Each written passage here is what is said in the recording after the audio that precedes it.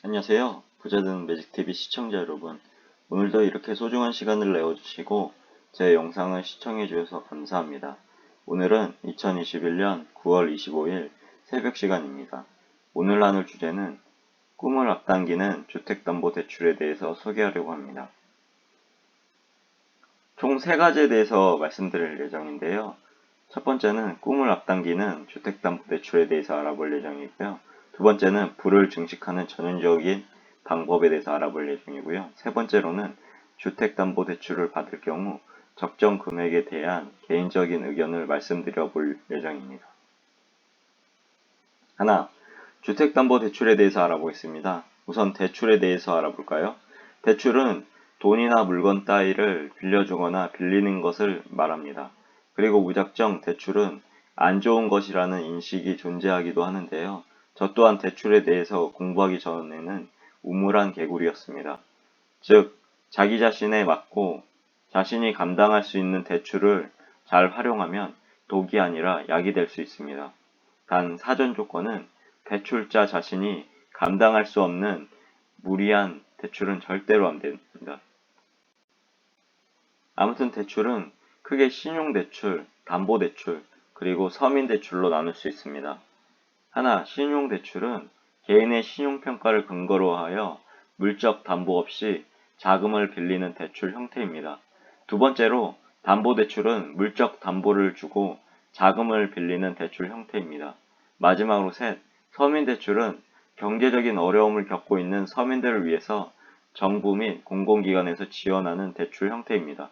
그럼 각 대출에 대해서 좀 더 자세하게 알아볼까요? 우선 신용대출은 개인의 신용평가, 자금 거래 내역, 직장의 안정성 등등을 고려해서 대출이 이루어지는데요. 대출 과정이 상대적으로 덜 복잡한 대신 대출 한도가 낮고 이자율이 높은 편에 속합니다.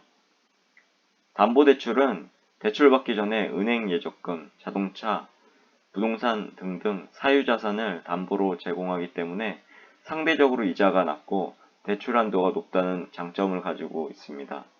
마지막으로 서민대출은 소득이 일정 수준이거나 낮은 신용 등급으로 인해서 제도권 금융회사의 이용이 어려운 금융 소외계층을 위한 대출이고 자격 요건이 까다롭지 않고 비교적 낮은 금리로 일반 은행에서 대출받기 어려운 분에게 맞춤형 대출입니다. 그럼 본격적으로 주택담보대출에 대해서 알아볼까요? 주택담보대출 금리는 신용대출보다 금리가 싸고 담보대출 중에서도 가장 이자가 싼 대출입니다. 신용대출 금리와 비교해보면 적게는 1%에서 많게는 5에서 7% 이상 차이가 나는데요. 즉 우리는 돈이 급하게 필요할 때 아파트, 단독주택과 같은 주택을 담보로 대출을 받는 것이 좋습니다. 보통은 등기부 등본상 저당권이 설정되거나 상대적으로 서류 절차가 복잡한 부분 때문에 주택담보대출 대신 신용대출을 받는 사람도 있는데요. 여러모로 주택담보대출을 받을 수 있는 자격이 되시는 분께서는 금리의 메리트가 있어서 꼭 신용대출 대신 주택담보대출 추천드립니다. 그리고 아래 전국은행연합회 홈페이지를 방문해 보시면 더욱 자세한 대출에 대한 정보들을 알 수 있으니까요. 한번 방문해 보시는 것도 좋을 것 같습니다. 그리고 주택담보대출의 경우에는 아래 한국주택금융공사 홈페이지 방문도 추천드립니다. 여기 보면 주택담보대출 찾기도 있죠.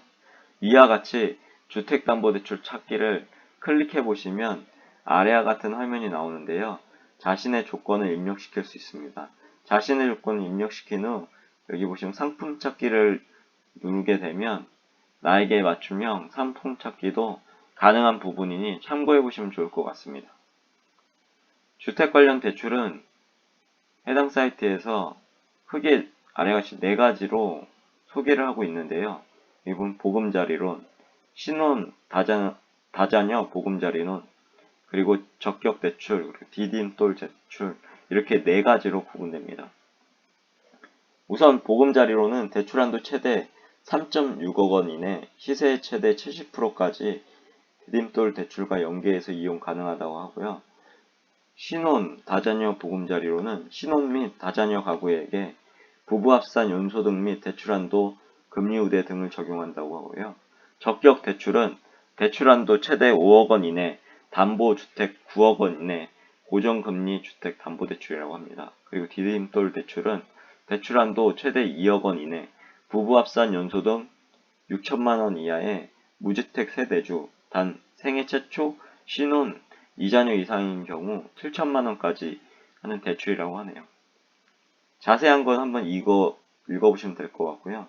이와 같이 각 대출에 대한 지원 대상, 그리고 만기, 그리고 중도 상환 수수료, 상환 구조, 대출 한도, 한도 제한 등등 정보가 있으니 참고해 보시면 좋을 것 같습니다. 둘, 우리나라에서 불을 증식하는 전형적인 방법에 대해서 알아보겠습니다. 참고로 우리나라의 전형적인 불을 증식하는 방법에 대해서 공유하자면 아래와 같은데요. 평소 은행 거래를 별로 하지 않은 사람이라도 내 집 마련을 하려고 한다면 은행을 찾게 됩니다. 집값은 과거에도 비쌌고 지금도 비싸고 앞으로도 비쌀 예정이기 때문입니다. 아무튼 불을 증식하는 방법은 다음과 같은데요. 첫 번째, 구입하려는 집을 담보로 대출을 받아서 구매를 한다. 참고로 매수인 입장에서 부동산 매매 계약을 체결했을 경우 아직 소유권이 이전되지 않은 상황, 즉 등기 이전이 안 된 상태에서 매수한 주택을 담보로 하여 주택담보대출을 받을 수 있습니다. 단 조건이 있겠죠? 무턱대고 대출을 해줄 은행이 아닐 테니까요. 해당 조건은 매매 계약이 체결되었고 계약금을 지급하였으며 잔금일자가 정해진 경우에 한해서 은행에서 대출 심사를 진행한다고 하네요. 그리고 매수인에게 은행이 요구하는 관련 구비 서류는 각 은행에 문의해 보시면 될 것 같습니다. 두 번째로 매달 월급으로 이자를 갚아 나가거나 집값이 오르기를 기다립니다. 세 번째로 집값이 오르면 집을 팔아 대출금을 갚고 집값 상승을 얻은 차액에 다시 주택담보대출을 이용해 더 넓고 좋은 집을 구입하는 방식을 무한정 반복합니다. 다시 말해서 은행을 자주 왔다 갔다 하며 은행과 친해지고 대출을 활용하는 방법이죠. 즉 해당 방식이 우리나라에서 불을 증식시키는 가장 전형적인 방법이었습니다.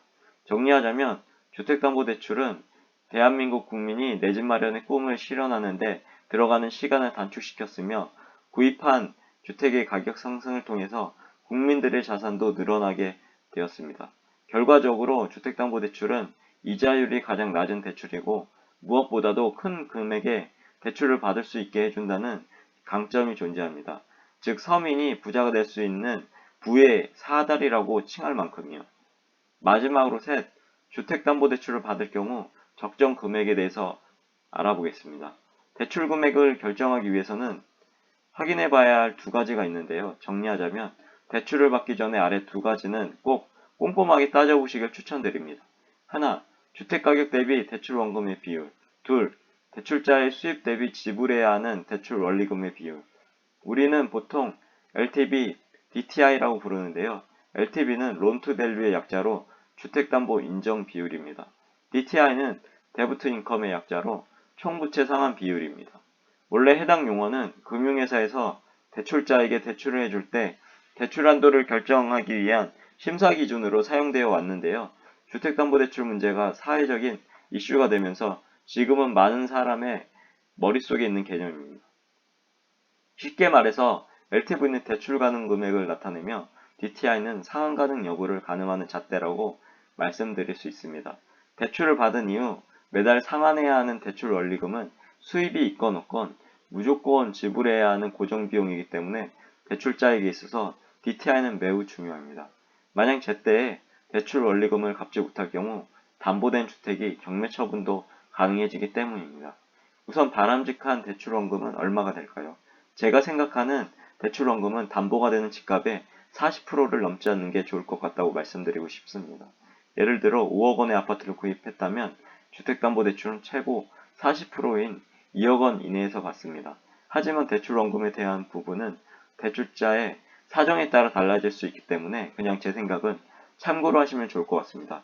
그럼 바람직한 대출 원리금 지불액은 얼마가 될까요? 이 부분도 대출자마다 달라지는데요. 보통 제가 생각하는 적당한 대출 원리금의 지불액은 매달 평균 수입 대비 최고 30%는 넘지 않을 것이 좋을 것 같고요. 부채가 전혀 없을 경우 저축할 수 있는 돈의 최고 50%는 넘지 않은 것을 좋을 것 같습니다. 즉, 저축 가능한 자금의 절반 이상은 계속 저축할 수 있으면 앞으로 무슨 일이 있을 경우를 대비할 수 있는 힘이 될 수도 있기 때문입니다. 예를 들어 만약 월급이 500만 원이라고 가정한다면 대출 원리금이 500만 원의 30%인 150만 원을 넘지 않으면 좋을 것 같고요. 150만 원의 50%인 75만 원을 넘지 않도록 해야 될 것 같습니다. 즉 결론은 월급이 500만 원 기준으로 할 때 매달 상환하는 대출 원리금이 75만 원이 넘지 않도록 대출 받는 것을 추천드립니다. 그리고 저축 가능한 75만 원은 꼭 주식이나 ETF 등등 다른 투자를 통해서 성공 투자하셔야 하겠죠. 그래야 추후에 복리마법을 통해서 대출 금액을 적절하게 잘 상환하고 자신의 자산을 업그레이드 할 수 있을 테니까요. 만약 저축 가능한 금액을 가지고 행하는 투자를 통해서 목돈을 만들게 되면 원금을 최대한 많이 갚아 나가서 대출 원리금의 수준을 낮추는 것도 아주 좋은 방법입니다. 단 대출자는 항상 생각해야 되는 부분이 있는데요. 우리는 집값이 항상 우상향할 거다라는 전제로 대출을 실행하게 됩니다. 하지만 대출자가 대출을 실행할 때 집값에 대한 부분은 항상 최악의 상황도 머릿속에 꼭 넣어두어야 합니다.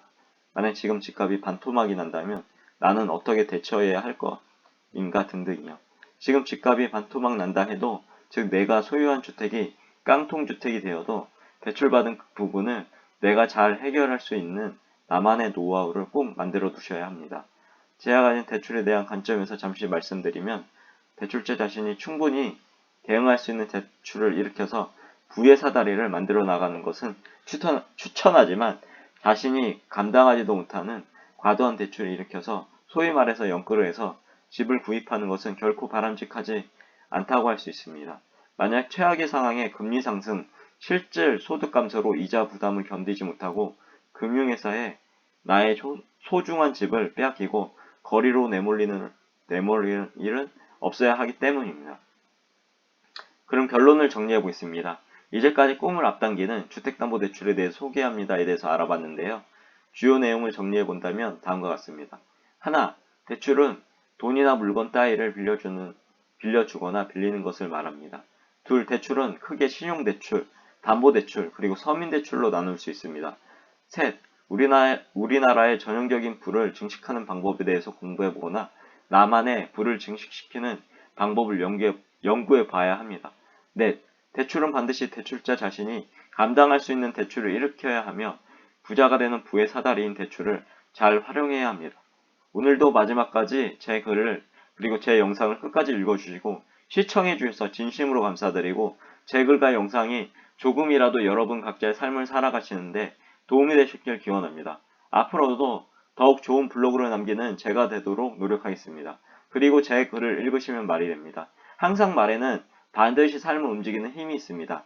제가 열심히 정성스럽게 정리한 저만의 지식과 1일 1블로그 하는 제 블로그에 담긴 글들을 통해서 여러분들의 삶과 운명을 반드시 조각하시고 움직이시길 기원합니다. 이상입니다. 감사합니다. 좋은 하루 되세요.